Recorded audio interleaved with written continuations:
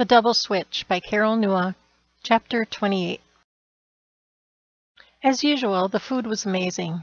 Several friends of each of the twins had joined in for the party.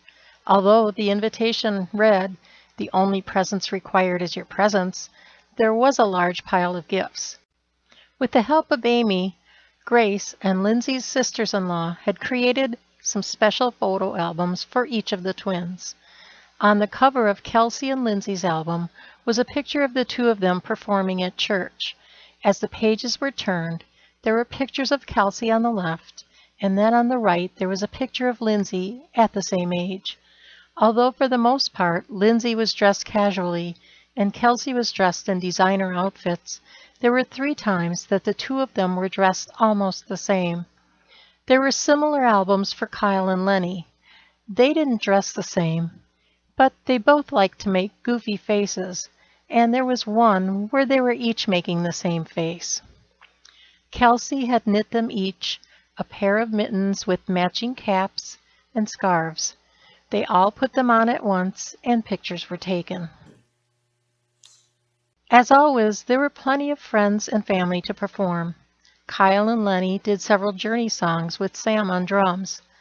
I was surprised to see how much Lenny had improved on the guitar since the last time that I saw him play, and he had a nice singing voice too.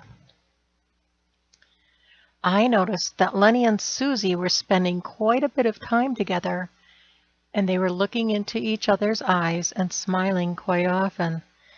Susie would be a good match for Lenny. She had a few children, and she was a Christian. Lenny had been getting closer and closer to being saved, and having Susie in his life might be just what he needed. After the party, Clyde asked me, Lenny, Kyle, and Kelsey to come up to his room to talk. He had something that he wanted to say. It was the first time that I had been in the upper level since the apartments had been finished, and they looked amazing. "I think it's time for me to fess up about you kids getting switched," he said after we were all settled. I looked around and saw that everyone else was just as surprised as I was. We had all given up on finding any answers and just chalked it up to an overworked nurse being careless. But there was apparently more to it. Your moms both had a hard time bringing you into this world. In fact, my Ruby almost died. Grace had to have one of those cesareans. They were both working hard for over a day to bring you into the world. While we were waiting, me and your dad got to talking. He had always wanted a son and had 2 daughters already. And your ma wanted a baby girl. She even had some dresses she sewed, and she brought them out every time just in case, and then packed them up for the next time after she found out that it was just another boy.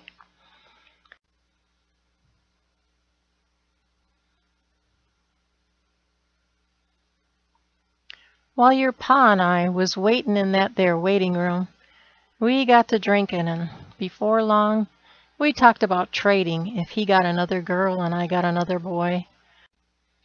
Of course, I see now that it was all just the liquor talking. By the time you all was born, your daddy was passed out drunk. I don't suppose he was much of a drinking man from the looks of the rest of you.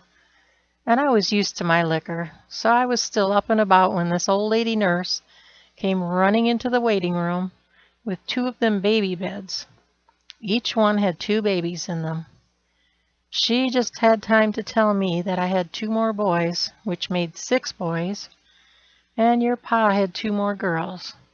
And she run out and I never seen her again.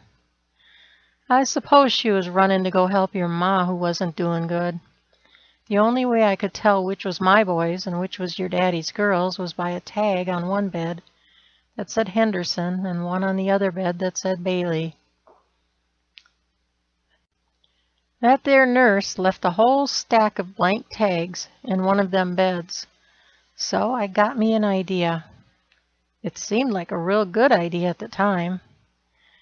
First, I took one girl out of the one bed and one boy out of the other and switched them. Then wrote out the tags, so as it said, we each got one of each. When a nurse finally did come in, she wasn't that same old one.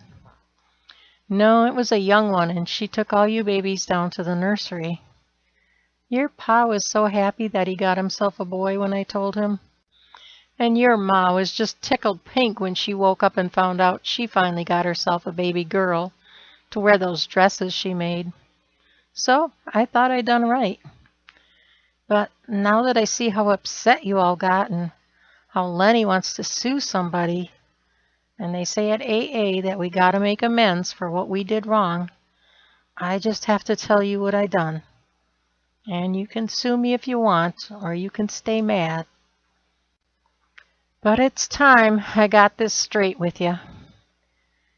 And before I end up in jail for what I done, I had these here land contracts made up for the bunch of you. He handed the first envelope to Lenny. Lenny, I don't suppose you will ever find anyone that's going to marry you, although I think that Susie might be sweet on you. You've been through enough. So here's the deed to that land you've been wanting. Just don't go lose it in a game of poker after you had too much to drink. Lindsay, you said you need land to start that place for the special kids, and so here is your deed. We can start building as soon as we are done with this year's harvest, he said as he handed me an envelope marked Lindsay. Next, he handed Kyle an envelope. I never thought I would see you again, but I'm sure glad that you happened along like this, Kyle. I sure did wonder whatever became of you, and I'm so glad that you turned out so fine. Here is a deed for you, so you can start Robbie's ranch. I know you are going to help lots of kids with that land. The last envelope went to Kelsey. Kelsey, this is for you, so you and your family can build a place up here. Then you all can come up this way and see your sister and brother whenever you want. We all looked at him in shock at first, as it sunk in. We finally had the answer to how the switch happened. We never thought we would learn the answer to that mystery. And we each had the land to fulfill our dreams.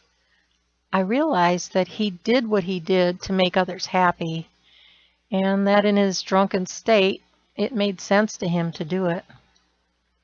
I wasn't angry.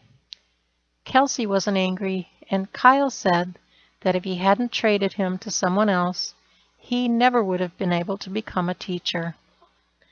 Lenny, of all people, was furious. He did have a few beers during the party, and although he wasn't as drunk as he usually got, he wasn't totally sober. He ran outside and we followed. Kyle tried to catch up to him, but Lenny was in better shape and he got to the lake sooner. He jumped off of the pier and began swimming across the lake.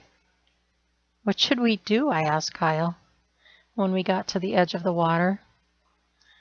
I could take the boat out and go after him, but maybe we should just let him swim it off, he answered. I'm not too sure how far he can swim. Maybe you should start the boat just in case we need to rescue him, I said. Kyle handed me a life jacket, then put one on himself. We got in the boat and he started it while we watched Lenny swimming. My mother's birthday bash is next month. Would you come along as my date? He asked. I would love to go to my mother's birthday party with you as your date, I said. He laughed. So what do you think? Is he going to make it all the way across? Probably. The real question is, what will he do when he gets there? Thank you for reading this chapter of my book, The Double Switch. I hope that you enjoyed it. If so, please click on the like button. It will also help you to mark the spot where you left off. When you come back to the book, just look for the last chapter that you liked, and you will know which chapter you read last. Please click on the subscribe button and the bell so that you can be informed each time a new chapter or story is uploaded. God bless. Carol Newak.